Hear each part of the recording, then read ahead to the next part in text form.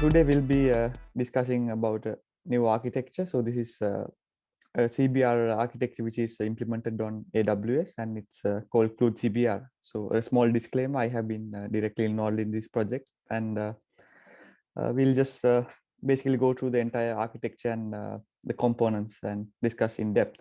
So what is CBR? So CBR is case-based reasoning, which is more like a experience-based learning approach where there are cases. So cases means like previous experience, and the CBR system will sort of recommend what's the most relevant case for a new query. So it's something like a very query matching sort of system, which is used widely in academia and as well in the industry. Yeah, so Damien, let's get into it. All right. So, Samat, can you just take us through the architecture here? Yeah, sure. So if we start from the left-hand side, so there are applications. So this application means where CBR is integrated. So it's basically, it can be a mobile application, it can be a web application where the CBR functionality is required and which needs to be integrated. And the next component we have on the left side is the dashboard. So what Cloud dashboard means actually, it's the sort of the control panel for the entire CBR cycle. So you can just fine tune the parameters, you can sort of specify projects and things like that. So it's like a management panel. Management panel, yeah, for the CloudCBR functionality. So that's where you sort of control the APIs and sort of what you need to get in, like input and output sort of parameters. It's a very simple dashboard which is built on React. Yeah, so in the AWS component, let's go into that. So first we have the API gateway, and API gateway is sort of authenticated through Cognito. So you can use the Cognito authentication for authorizing API gateway request. And the middle section we have is Lambda functions. So Lambda functions are basically all connected to all the APIs which are required to do the entire process. So it's for the dashboard, it's for the integrations. And then our entire case base is stored on Elasticsearch. So that's also a microservice in AWS. So it's a managed service which we can use. And then we have CloudWatch logs, which basically logs all the logs on Lambda function. Just to add to this one, Damien, so our entire the AWS component is built on serverless framework. So it's basically having the serverless framework on top of this. And so the main reason for using serverless is actually to sort of, let's say if you want to go to Google Cloud or something, we have the capability to do so, use their function services. And the Elasticsearch is actually independent, but the other components are mainly using serverless framework, and it's very easy to manage as well.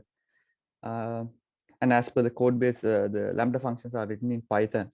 So yeah. So let's get into the. If we talk about the Lambda functions here, so that the entire project is built on top of Lambda functions, right? Yeah. So there are Lambda functions for each sort of feature, and all the features are basically written on Lambda functions. So for example, the configuration having its own Lambda functions, get and save, and all the components needed. Cool. Yeah, I couldn't mention the right hand side. The data sources. Yeah, data sources. So data sources for the CloudCBR is actually the external data sources. So our CloudCBR actually stores its configuration and everything inside Elasticsearch. We don't need any external, like another database. But what we mean by data sources here is actually the external data sources which need to sort of push the data into the case-based Elasticsearch. So it's mainly sort of let's say you have thousands of records of maybe, let's say, a user booking or something like that, like a plane ticket booking system or something like that, and you only sort of store the required fields, let's say the price, the to and from, things like that, like very basic information which needs to do the sort of the query matching functionality. And that can have any sort of data source. So it can be a MySQL database, DynamoDB, Mongo. It can be any sort of data source. It can be even static CSV files as well. And you just sort of convert them to the required like a row. Like a case means a single row in the Elasticsearch index. Cool. Yeah. So what I understand here is existing companies can add on CloudCBR to the existing data sources. Yeah. And then via the API gateway, they can get all the required output. Yes. So one of the main aim is not intervention on their intervention on their existing system. So we don't want to change their core systems. We just want to do this as an integration. So that's the key idea, because there are other CBR frameworks as well. Like for example, they are Java based, and we need to set up everything and sort of rewrite the APIs and that sort of thing. So we made it very high level and like very easy to use, and it's all native cloud functions and scalable, all the components which come with that. Yeah, that's true. So unlike traditional architectures, so the entry point is not actually on the left with the applications, but the entry point is on the data sources in the right. Exactly. Yeah. So from the CBR system, it starts from the right side. For a system, it's the left side when it's integrated. So yeah, correct. So shall we just talk about what exactly happens here? So for example, I'm some company and I have a MySQL database. How do I integrate it into the system, and what is the exact process that will happen once a trigger occurs? Yeah. So for example, let's get some case study, like a good case study. Let's say matching the most relevant jobs for a CV. Very simple scenario like that. So if your company has the history of, let's say, these are the CV parameters and this is the jobs we sort of recommended. So those are the cases. So those are the previous experiences. So those will be in the MySQL database, for example. And idea is, okay, when a new record enters the MySQL database, or new record updates on the MySQL database, it needs to basically go into the case base and sort of sync them up. So here you can do various methods. So one of the example we have mentioned is using Logstash. So you can use like Logstash connectors to connect with the Elasticsearch service. If not, there are other methods. Like for example, there's Lambda triggers you can use with AWS Aurora RDS. So that's very straightforward. You will basically write a trigger function, another Lambda, which triggers that Lambda function when new record is inserted, and it just triggers an insert into the Elasticsearch case base, basically. Yeah, so we are very independent on that side. So you can have any sort of mechanism which integrates into the case base. So it can be through any method. So I just gave two examples, like very high level. Understood. So what basically happens is, as soon as some sort of data change happens in the data source, it triggers something, maybe an AWS SDK, and it pushes that data into Logstash. Yeah, and even if you can bypass Logstash, you can directly call the Elasticsearch because it's in your same environment. Using the AWS. So what about existing data? Oh yeah, so one of the methods we have added in our dashboard, in the Cloud dashboard, is uploading CSV files. So if you have your all existing data, so that's why we have called static files in the far left, far right.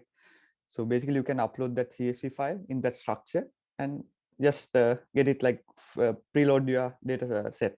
So your Elasticsearch is already set with the old data, so you can use that. So for example, even if you don't have any connections with the external data sources, you can have another process where you, let's say, weekly update the data with a CSV file. Like you can even make it very independent as well. This system, this reasoning system, can be independent from your real system, so it doesn't sort of have any effect. So there are many sort of ways you can think of that. I think it's very, so that's the idea, I think, behind CloudCBR. So what I'm thinking about is, what if we have, like, I have a MySQL table and I have like years and years worth of data in that table, and I'm integrating it.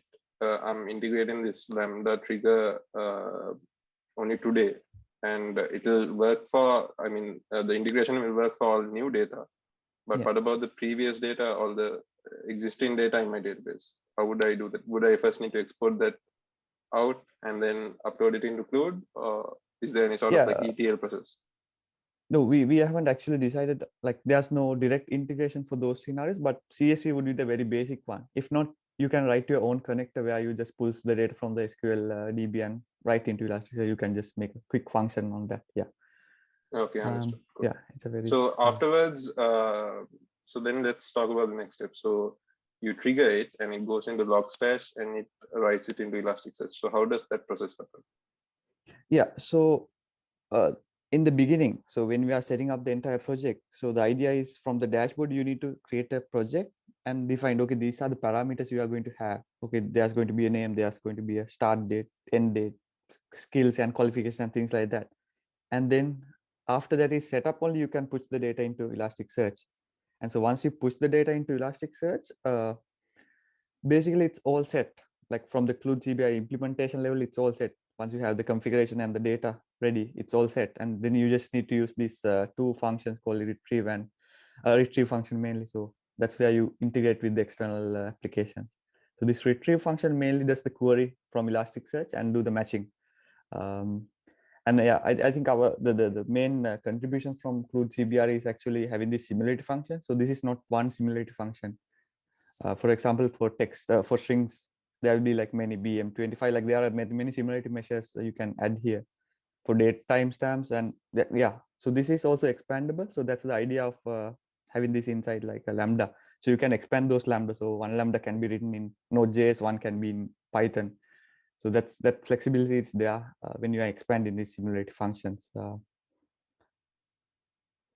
Yeah, so I have a question there. So based on this architecture, once you get data into Elasticsearch,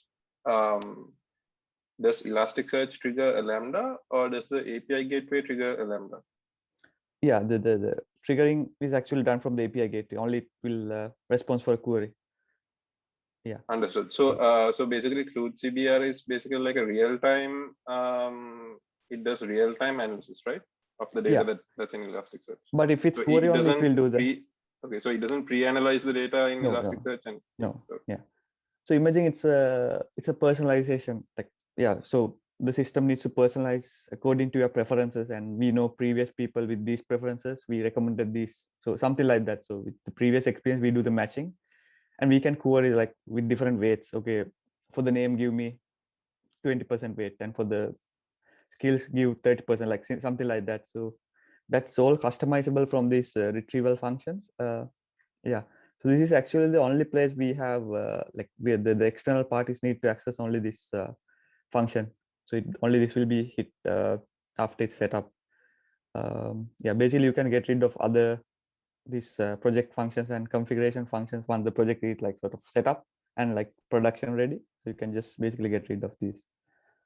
Yeah, this so would be the main. what are the so as I understand, what happens is through the API gateway, what a client would actually need are the retrieve and similarity functions.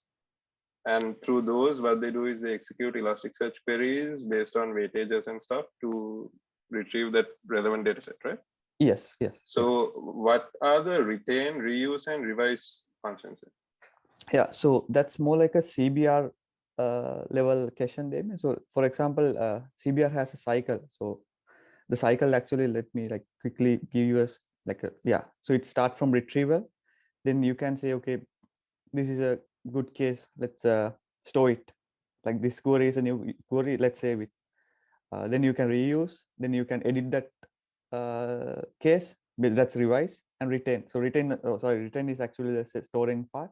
So those are the four sort of phases of a CBR cycle. So retrieve, reuse, revise, and retain. So those are the four cycle components here, like these four. So yeah, so like people who don't really know what CBR is and what this cycle represents, can you like just take us through what exactly happens here?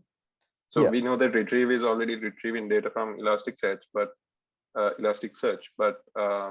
does reuse, revise, and retain actually do there? Yeah, so retrieval, I'll just give another like a quick summary. So retrieval is more like the query part of the entire system, and you can just query the data from the retrieval function. So reusing part is actually mapping the current query. Let's say this query matches this case. So we sort of match and reuse the old cases. That's the reuse part. So retrieval is more like think of the query we are putting inside. Reuse is okay, we are using all cases, and okay, this is the most relevant query, most relevant solution for the new case, new scenario. And then revise means, okay, there was some issue in this response. This is a bit wrong, so we just edit it, or we do some edit it and then store again into the Elasticsearch. So that's the revise part. And return means basically store the new case, like the new query which came into, okay, it's successful, it has correctly recommended, now it's a solution, so we just put it back to the case base. So those are the 4 parts. So for a person who doesn't actually know this in-depth CBR cycle and things like that, you don't actually need to get into that depth, because it's all handled from the CloodCBR function. So it's basically the input and output the system should think of. But obviously you can you can customize this similarity function, so you can expand it to your needs. Actually, like you can write Elasticsearch queries and customize these functions. So that's the sort of the expandability. And those functions can be customized via the Cloud dashboard? No, they should be like Python functions where that's the query. So in the Cloud dashboard, it just shows like the drop downs. Okay, you can add to that drop downs. That's what I mean. So we have added the basic similarity functions are there already. So understood. So let's think that I'm on the side of a client application. Now I access the retrieval function via API gateway. How would that process work? So once you access the retrieval function, it calls the case base, the Elasticsearch service, and then afterwards, does it send back a response to the client and then trigger the rest of the Lambda functions, retain, reuse, and revise, or does it go the entire cycle and come back? How does that happen? So so ideally, so in a query scenario, so the application calls the API gateway. So here you can have like an API key based authentication, so you don't need the Cognito as well. You can use API keys as well, and then it will trigger the retrieve function. So that will do the quick query in Elastic. So it's super fast, this Elasticsearch queries, as you know. So that will quickly return the things back to the client. So that process is that simply basically that part.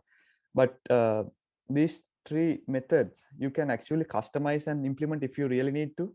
Otherwise, you don't actually need to implement those 3 functions. So it's ideal if you customize these 3 according to the needs. So it's sort of like system independent. So each system needs to write their own scenarios, like, okay, how are we going to return a case? I mean, like up to what scale? Like, let's say if it's 80% match, we are going to retrieve things like that. So this is sort of an expandable component in CloudCBR.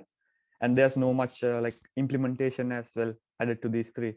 Because actually what the CloudCBR actually really want to do is this retrieval part very easily for existing systems. So but these 3 would be so would those 3 be called synchronously or synchronously to retrieval, like after retrieval? So what I'm trying to say is, like, once retrieval has a process response with it, does it synchronously, if a client has set up all 3 of these other functions, would it synchronously call revise, reuse, retain, or would it first send back a response and then would it do this in the background? How does it happen? So currently we haven't linked any of these functions in CloudCBR, but you can actually do like a step function. If you can trigger this one after this one and then trigger that. So the client doesn't know what happens actually in the backend. Otherwise, there are API endpoints for all this. I see. So what a client would typically do is he would first use the retrieve function, and then he would call the other endpoint to revise, to reuse, and then to return. Okay. So exactly. So all the entire responsibility is with the client and not with the architecture, right? Yes. Because this is more like a very custom, like generic solution. This is more like very general. So if you're going in depth, you need to write your own revise, reuse, and retain function. But retrieval is the most generic, common phase. So if a client realizes that, okay, these cases, these solutions are not that accurate, then he can implement the revise, the reuse, and the retain functions, and then he can make it much more accurate, and he can go that route, right? Okay, understood. And all these functions, like, I mean, the retrieval function returns the score, like, okay, this is this much matching, or like the top 20 cases. So you can do all those sort of queries right now, even with the retrieval function. So you get those information back as well. So it's up to the system what they need to decide. From the like the application, like where we have integrated this solution, what we have seen is actually the query, the retrieval part plays the major role, where they have their own existing like old systems which has like enough data to do this case-based like matching reasoning part. So you can basically integrate the retrieval phase and then think of, okay, what we are going to do in the future if this is going to fail, or like too many retrievals are like not accurate enough. So then you can, I think, get into the other three and sort of customize that. So that's Understood. where you complete the full CBR cycle. So we are only currently this CloodCBR only focuses on retrieval and make it scalable and like very like guaranteed sort of like uptime. Because so, there's no like a EC2 or anything running here. It's just managed services.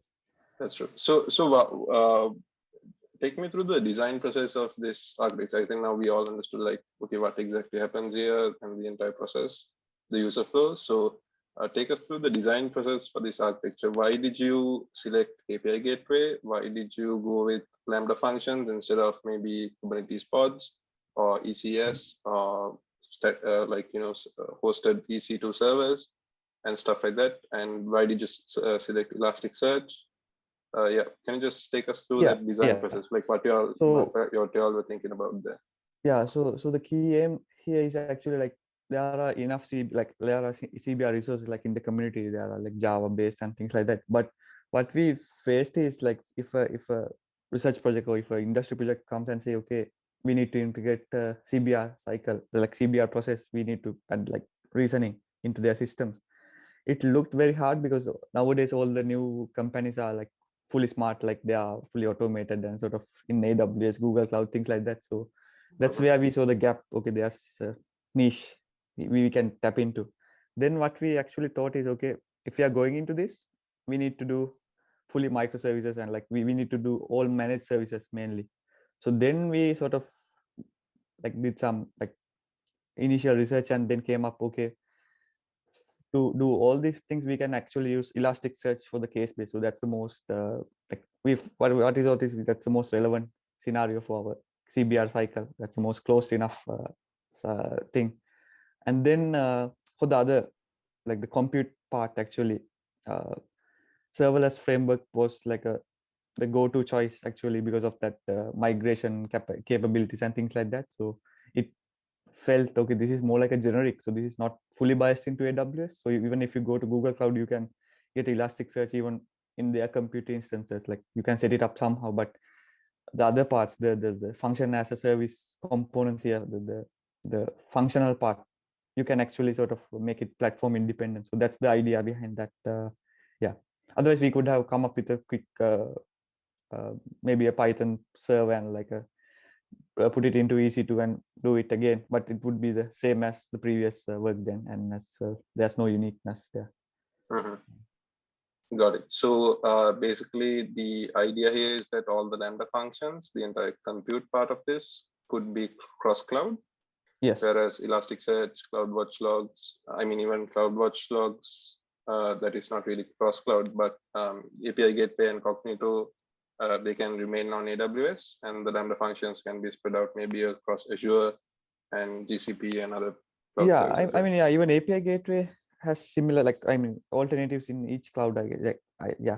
Yes, but setting them up is a bit, it's not as easy as deploying a serverless function, right? Oh yeah. So basically that's why serverless framework seems to be our like very related to this project, because we just we don't think about the cloud infrastructure, where this is going to be hosted. We just wrote the sort of the core, like the Python core level things, and then we can choose from serverless framework where we are going to deploy. It's AWS, and this is the configuration for AWS and things like that. So idea is using functions mainly. Yeah. So let me just get on that topic about cross cloud. So just talking about API Gateway here. Why did you go for a hosted managed solution like AWS API Gateway instead of creating maybe a scalable solution like an Node.js server, basically some sort of a proxy that would expose these endpoints and trigger all of these Lambda functions? What was the reasoning behind going for AWS API Gateway here? I'd say it's a peace of mind. We just want to manage service somehow. Like we don't want to get into the infrastructure level because, for example, the team working behind like CloodCBR is mainly academics. So we don't want to go into that level of like industry level. Yeah, and it will take more time as well. And it's very easy to use a managed service, and it's like we can trust it a bit more. That's true. Yeah. That's true. So in your experience, I mean, do you think the same, let's say the API gateway functionality can be implemented in a very high end, like enterprise grade? What So, would be the solutions there? so if I am going truly cross cloud, I would not depend on managed services like API gateway or CloudWatch logs, or AWS hosted Elasticsearch, or even AWS hosted Cognito. I would build my own microservices for this, and especially for something like API gateway, I would create my own scalable API gateway there. Maybe some sort of GraphQL solution, or maybe we can, there are a lot of hosted API gate, like self-hosted API gateway solutions out there. But if you go truly enterprise, and if you want to implement really like minuscule tight features, for example, rate limiting, authentication, authorization, protocol translation, and all these other features that API gateways give, then if I have the time and money and the resources, I would prefer to implement it on my own. Right. But because at the end of the day, that would let me to be truly cross-cloud. And if I go into CloudWatch logs, I would not depend on CloudWatch logs. I would instead take some sort of another sort of self-hosted solution like Kibana, which is also, I would say it's not, it would be hard to migrate, but it would not lock us into sort of a platform. All right, like a single, yeah. Yes. So basically, what would happen is you could plug this entire thing from AWS, Amazon Web Services, and dump it onto something like GCP. It's not going to be as easy as plugging it out and dumping it, because you'll have a lot of migration steps. You would need to do A/B tests. You would need to set up two different environments. You need to transfer all your data from Elasticsearch that is on AWS to the Elasticsearch on whatever other cloud you choose. It's going to be a long process, but it's going to be much more easier than individually writing. For example, in Google Cloud, they also have their own API gateway. So you would need to go and reprogram that API gateway, go and configure it. Instead of Cognito, they have another service, which I'm not too sure about because I'm not too sure about GCP. And you would need to go and set that up again. Instead of CloudWatch, they probably have another log manager.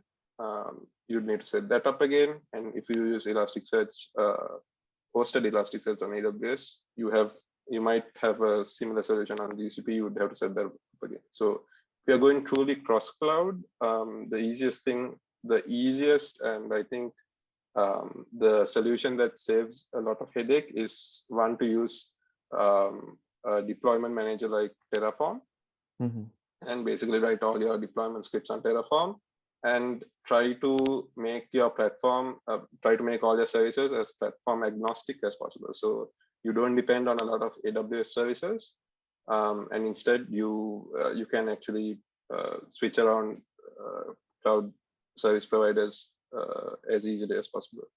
So another thing is, going with serverless is actually good in this sense, because most of the cloud service platforms out there actually do have serverless. But again, serverless is, I would say, I would be hesitant to implement all of my logic on serverless, because if things go wrong, I can't maybe move this from a public cloud to a private cloud.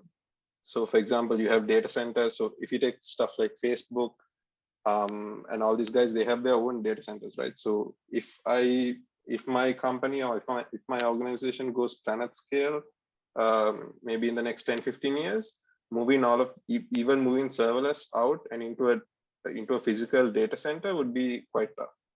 So instead of that, it would be much more easier to have maybe Kubernetes I think Kubernetes would be the best choice. But again, it all depends on what sort of functions, what sort of stuff you're trying to process here. So it's all dependent. So it depends on every company you're in. So it depends on the use case. It depends on the size of the company at the time. You know, if you're a startup, it would be much more cheaper to have an on-premise server and, you know, just get an internet connection, connect it to that, and just serve everything from that. As you grow, you have to move into cloud services, and as you grow even bigger, you might not want to rely on cloud services, and you might want to have your own data centers spread across the world, and you might want to move into those as well. So it all depends. I mean, your architecture is going to change radically as you move through all of these phases. So I agree. Yeah. So I think that's a good point even for our discussions. So what we're actually doing here is actually we need to show there are alternatives. So there's no one solution that fits all. You can think of like 10 different ways to do the same, but all depends on, as we say, like the case study, like use case, where we are going to do how many users. And for example, if it's 100 users here, we don't need all the hassle. But if it's 1 million users using the system, you can't do something like this. Yeah. So that's very good input as well. So Damien, shall we go a bit on the sort of the our move into like cons and maybe pros and cons a bit high level, or how do you want to? Yeah, sure.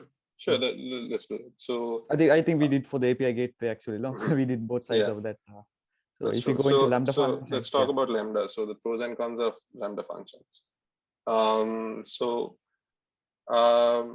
Here, like, okay, so what because Lambda functions have an execution limit in AWS, right? So as your customer base grows, as more organizations want to integrate into CloodCBR, wouldn't that be a breaking point for this architecture?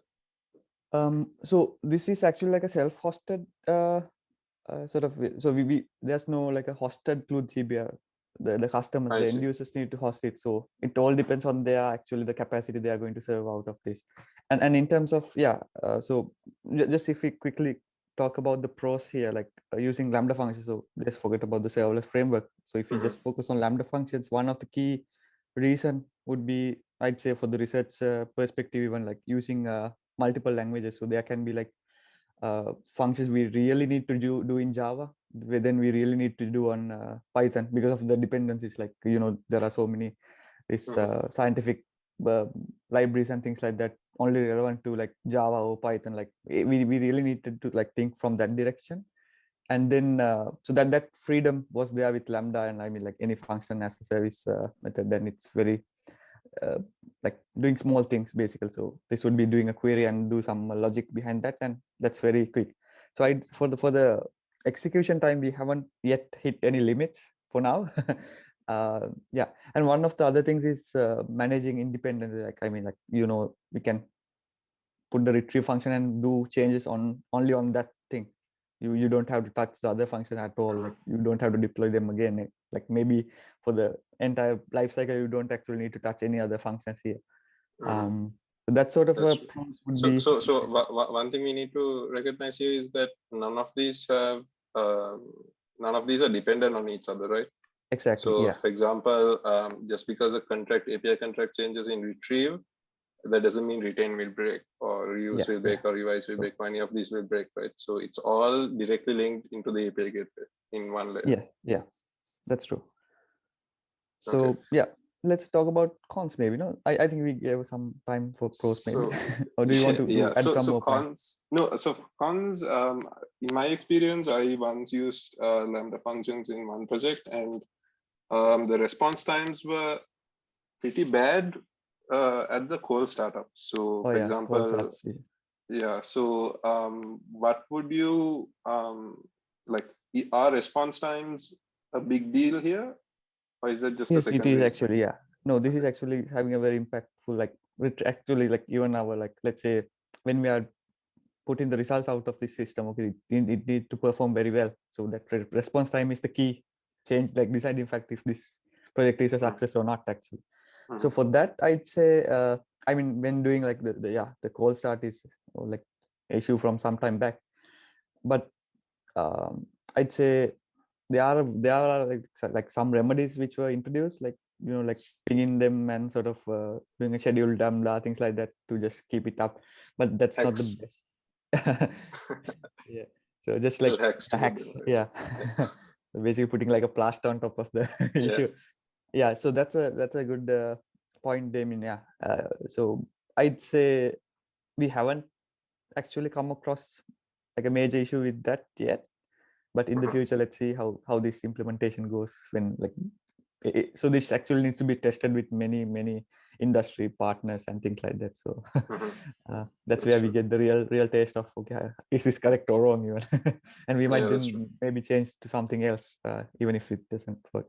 The second thing I'd say for the cons, there's that resource limit usually hitting, I guess it's 100 resources, I guess, per cloud formation stack.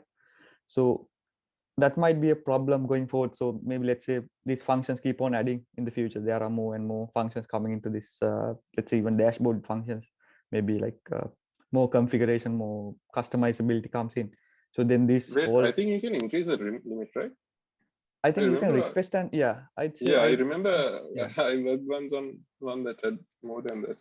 Yeah, I think you can request AWS and say, okay, we actually need more than this resources. Then you can, But I'd say that's more like a thing to keep in mind, because otherwise your deployments fail just there. Yeah, that's true. Yeah. Otherwise you'll have to sort of break it down to more service level, like more like couple of serverless functions, serverless projects, and then deploy it. Then it reduces that risk. I think, Damien, we didn't talk a bit on the API gateway cons. Maybe if you have anything to share, because I didn't. I think API gateway cons, of course, if you take AWS API gateway, I think cons. Well, for a simple, for a straightforward implementation architecture like this, I think it serves its purpose. It does what it needs to do. You can directly integrate it with Lambda functions, serverless functions, and even step functions if you want. So it's completely fine.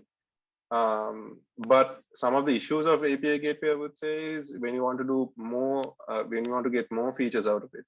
And I'm talking about AWS API gateway. So for example, say you need to, what are the other weird stuff that I might want to do? Okay, I want to route traffic between two VPCs. So for example, I have a multi-cloud setup, and you have this API gateway here, and you have a bunch of services on AWS and another bunch of services on GCP. How do you route your traffic? Okay, these endpoints need to go into here, and these endpoints need to go into GCP. How would you do that on it? I think there are workarounds, but I don't think there's a really straightforward way of doing that. So for simple API gateway features, it's completely fine. But if you go into in-depth and if you want to have customized solutions, it's going to be a bit of a problem, because since it's hosted and you can't really do a lot of stuff on it. Yeah, true. Yeah, to be honest, like I haven't looked into much on API gateway issues. So much of the, because it just works most of the time for our requirements usually. It totally works for really simple stuff. But another point where I guess API gateway, I'm just trying to think, okay, what are the features that we would actually need here? Maybe the rate limiting, I'm not sure if there are endpoint level customization we can do. I'm not sure on that actually. Yeah. Let's say for this retrieval endpoint, we need to do only 10 RPS or something like that per client, or something very. You mean rate limiting? Okay, throttling. Rate limiting, yeah, throttling, yeah. I don't remember. Let me just Google that. API gateway, AWS throttling. What I mean is per endpoint. Let's say retrieval endpoint only we need to rate limit. Other endpoints are high, they are okay, but retrieval is the most costly or something like that. Yeah. For example, you have. Wait, what's this? You have what? Throttling is. You can set the default method throttling to override the account level request for limits for a specific stage or for individual methods in your API. So you can. All right. Oh yeah. You can actually do that But again, I think this is basically like a dumb throttling. I don't think you can actually throttle based on whatever client you have. So for example, I have a bunch of applications in the front end. So I have a React sort of website. Yeah. I have a mobile app, and I have a public API, like public clients coming in, and I want to throttle only the public clients. So based on their host names, or based on their JWT tokens, or based on their auth tokens, I want to rate limit based on those. So I don't think you can get that minute functionality out of API gateway. All right. Yeah. It would Actually, be be a blanket throttling. All right. Yeah.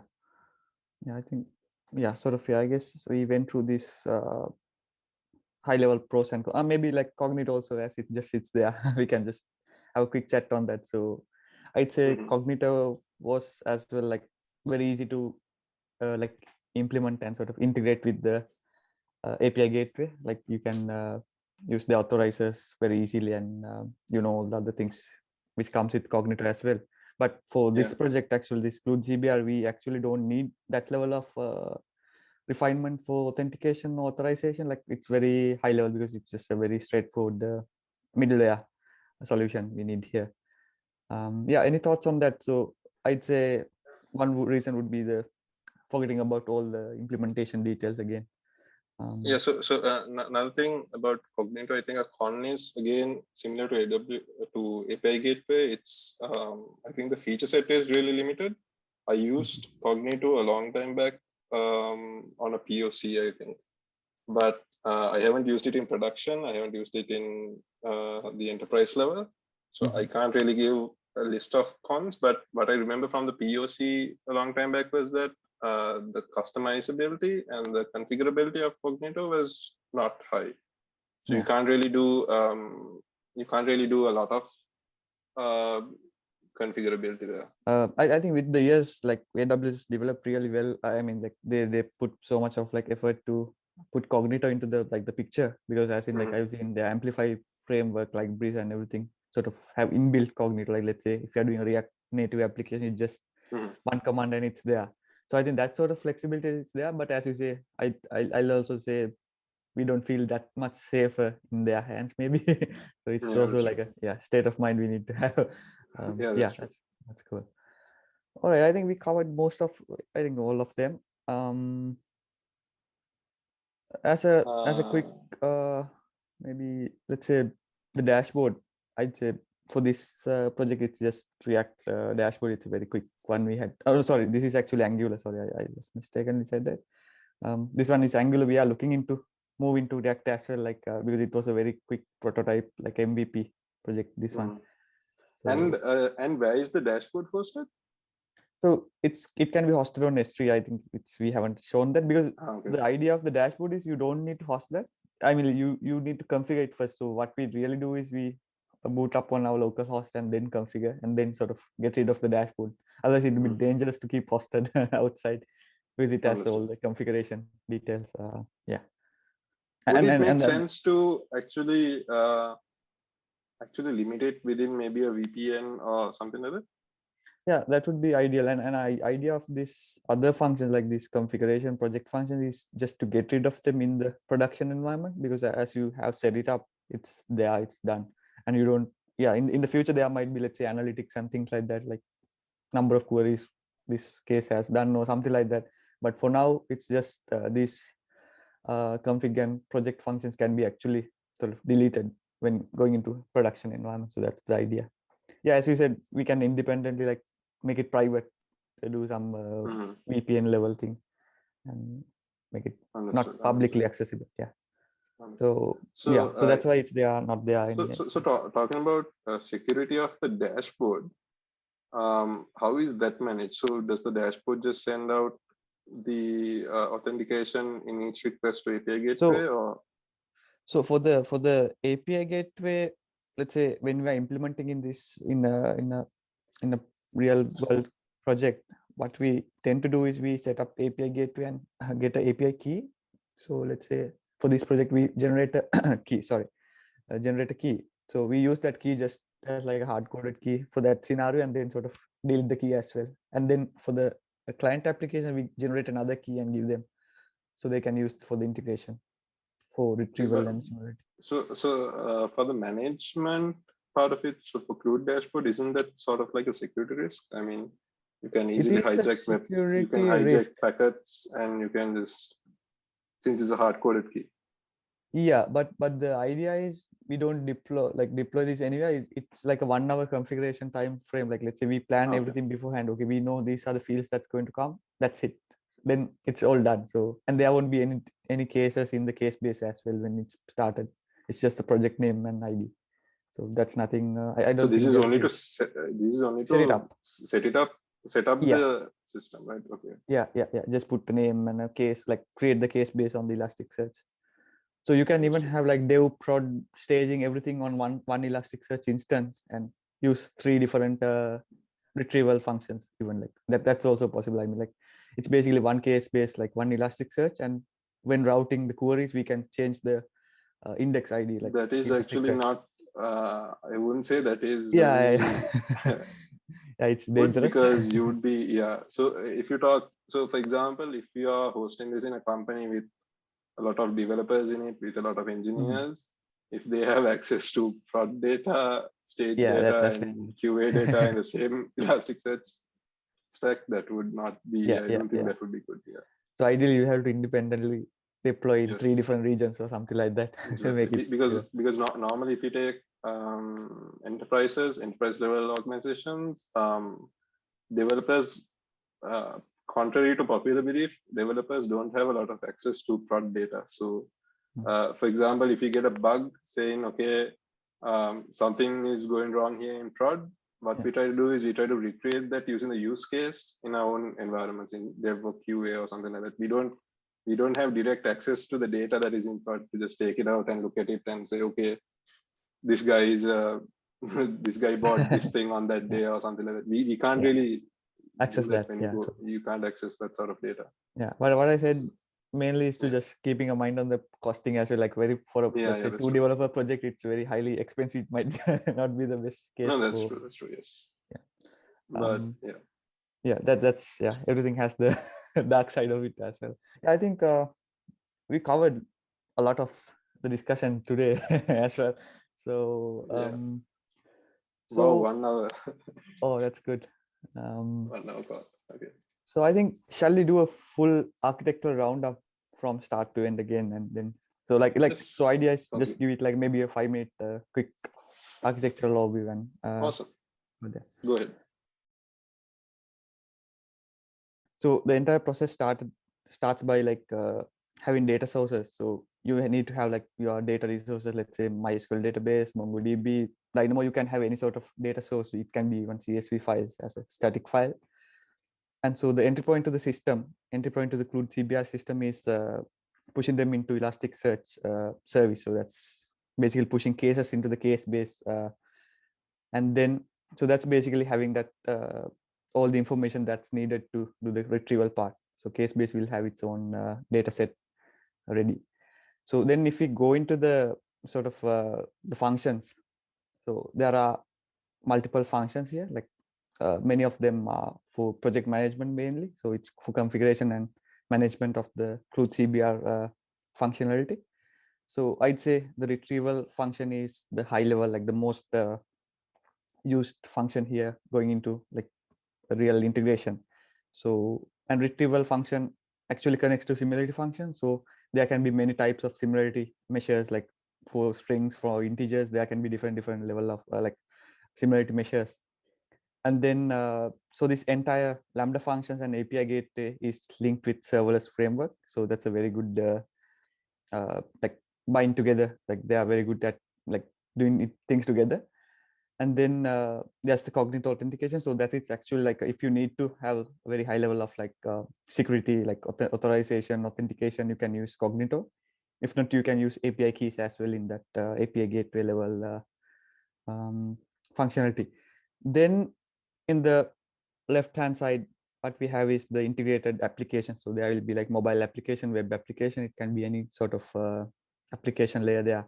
And then there's the Cloud dashboard, which controls the entire configuration of the system. So it will handle okay, these are the input parameters and these are the required fields, and these are the similarity measures for each field.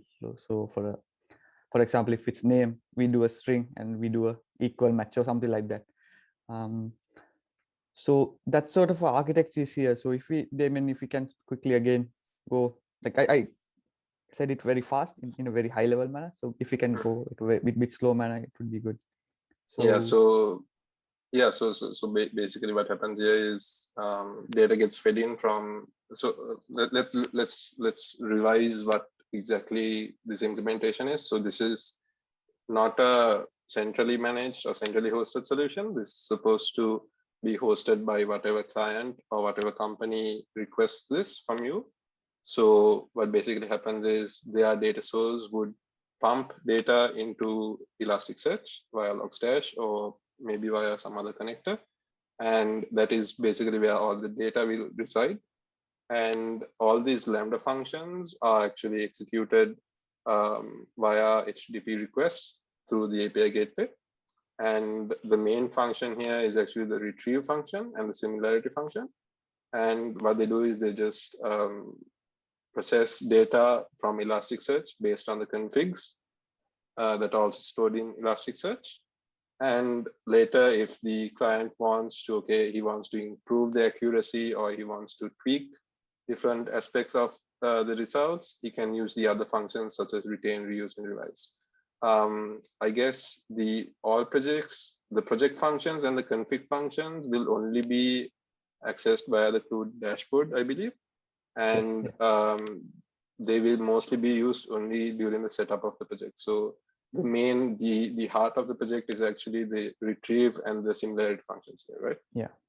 So the CBR and functions all the would be data is actually stored in Elasticsearch as well. Elasticsearch, yeah. So I think this implementation basically isolate the entire production system. So after it's pushed the data into the Elasticsearch, that's it. So we actually don't need any connection.